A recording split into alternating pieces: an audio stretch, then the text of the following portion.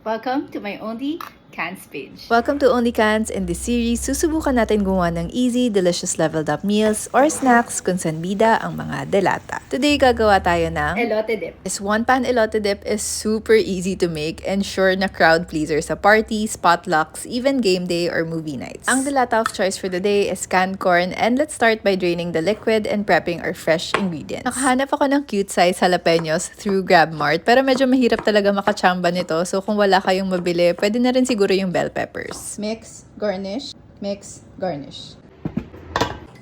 Okay, next, isasaute lang natin yung corn sa butter for around 3 minutes. Then, add na natin yung sour cream, cream cheese, and tahin na nabili ko online, link in bio. Paprika, mozzarella cheese, mayonnaise, and parmesan cheese. Better if may mahanap kayong Cotija Mexican cheese kaso sobrang rare and ang mahal. Sama na rin natin yung chopped jalapenos and cilantro. Guys, yan na yun. Mix lang until well combined.